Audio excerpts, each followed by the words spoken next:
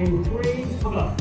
Objective number one, moving back to touch the money and work and challenges, push-ups. The rewards that you can do now are align that in tight in this way.